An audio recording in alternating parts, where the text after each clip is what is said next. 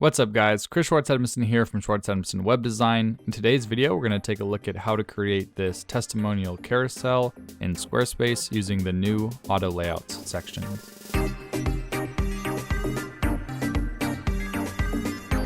So I'm here in my 7.1 site and I want to start from scratch, so I'm just going to get rid of what I have here and I'm going to add a new section. So I'm editing the page, I'm clicking add section, and then under this headlines tab, it's the default tab that comes up. If you scroll all the way to the bottom, you'll have these two auto layout options. So go ahead and select one of them. I'm just going to select this one on the right, and I'll go up to edit content. And here's where we can change the design to carousel. So click on banner slideshow and then click on carousel. And now we have this carousel option. So I want the alignment to be centered and I don't want the max columns to be 3, I want them to be 1 because I just want one item here in the center. And then for my image crop, I want it to be a circle. I like it when the testimonial slider images are circular. We do want infinite scroll, meaning we can keep clicking the arrows, and when we get to the last one, it'll just go around and take us to the first one again. And we don't want to show the adjacent slides.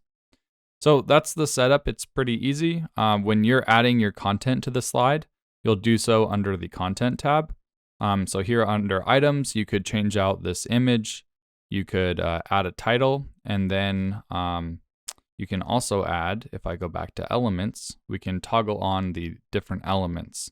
So we have an option to add a section title if we wanted to, like we could put testimonials here or something like that. We can also add a button to this section. If you have more testimonials, you could have that button click through to somewhere. So once you toggle something off, it'll just disappear. So right now we're showing the image. We could also hide the image. Whoops. Gonna go back to edit content. So again, you can toggle the image on and off. We want the testimonial image. We want to show the title, and we also want to show the body. So you also have an option here of showing a button on each slide, which we don't want. We just want the image, the title, and the body.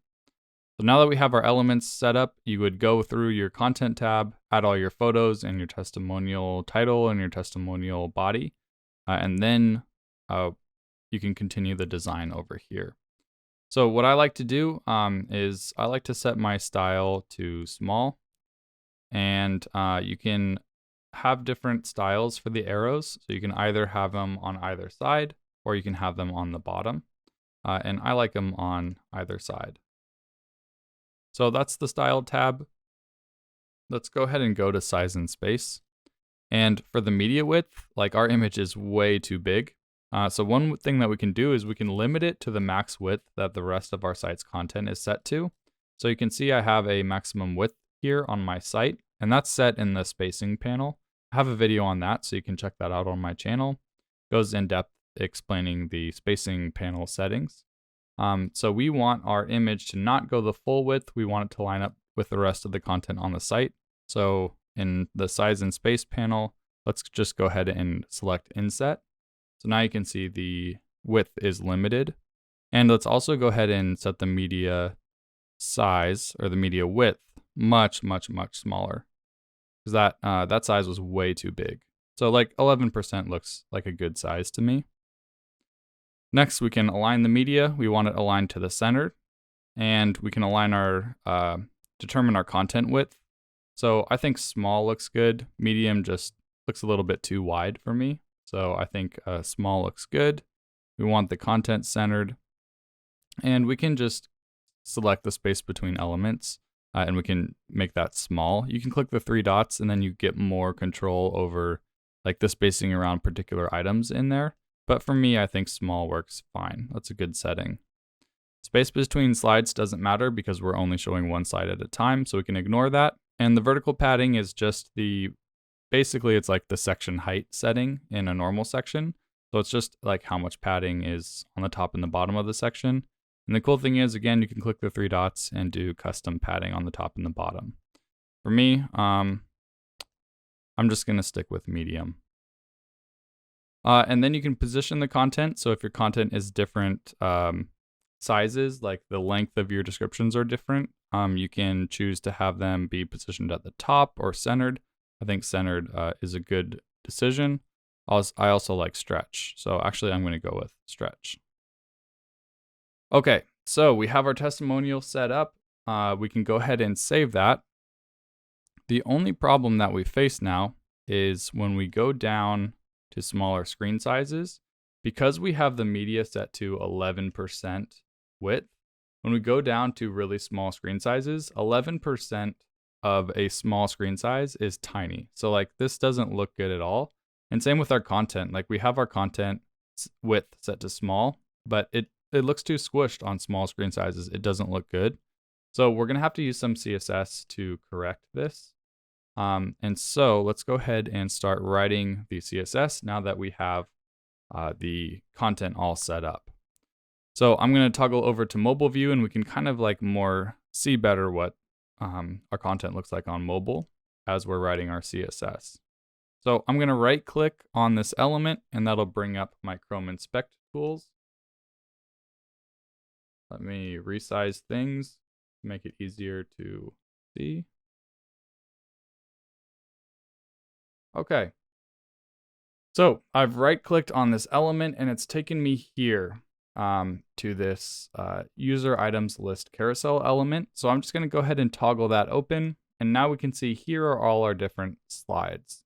So as I hover over them, you can see the different slides being highlighted.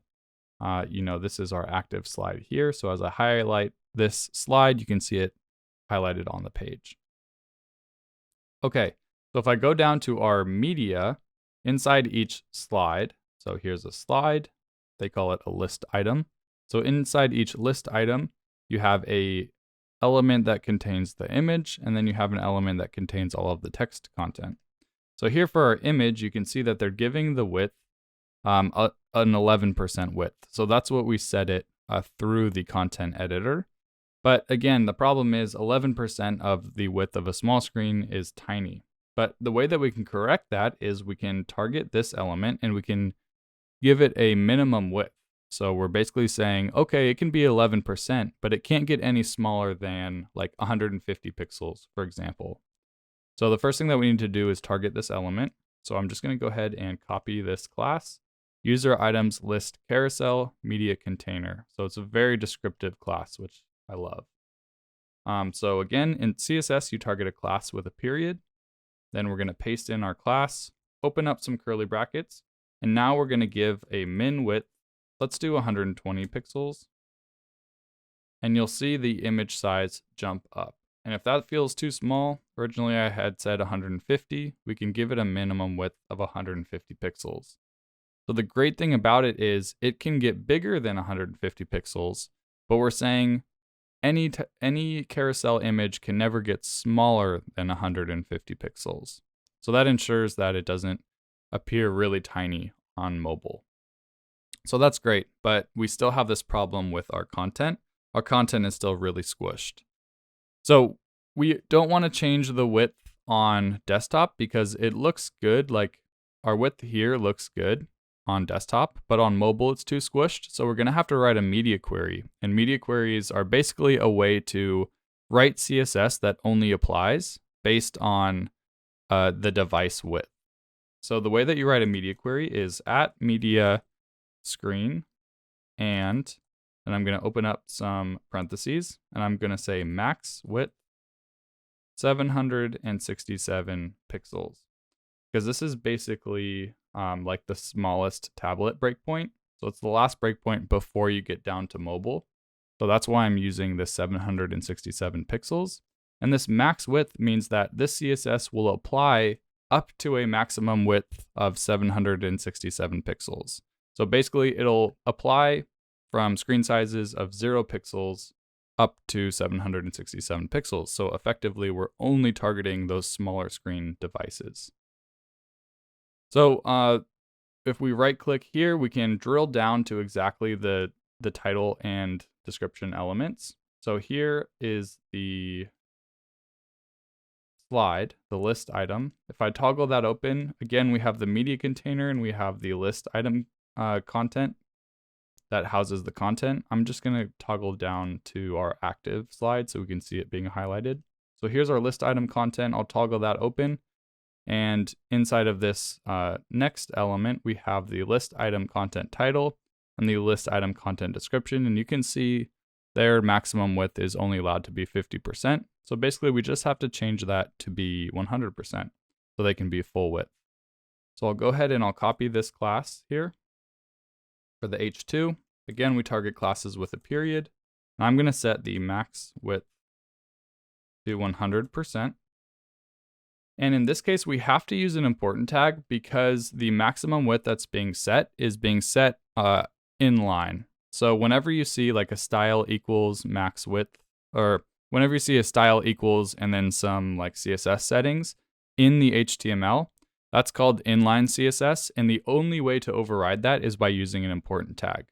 So in the Chrome Inspect tools, if you ever see CSS up here in the element.style, you'll always be able to see it inline as well in the HTML. So here, style equals max width 50%. Up here, you can see max width equals 50%. So that's just good to know.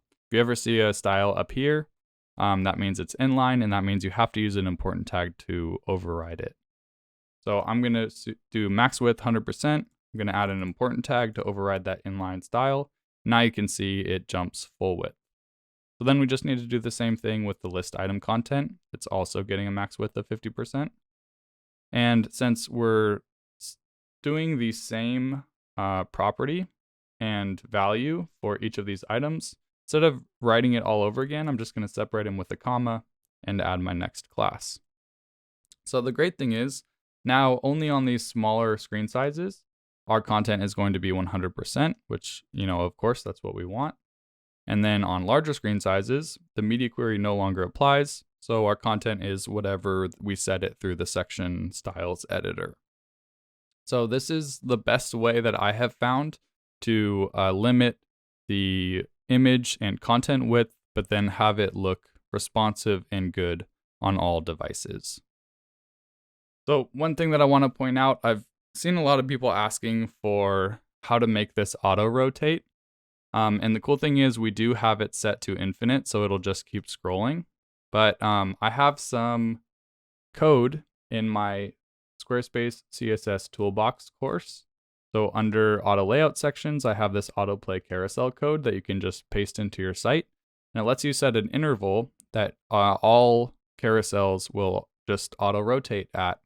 And you can set whatever interval that you want for all of them to rotate at. So if you're interested in some really cool CSS snippets, I highly recommend you check out this course, Squarespace CSS Toolbox. It's a collection of 7.1 specific CSS and code snippets that I use on a ton of sites that I do for clients. So definitely recommend you check that out. Anyway, that's it for this video. Thanks so much for watching. I'll see you in the next one.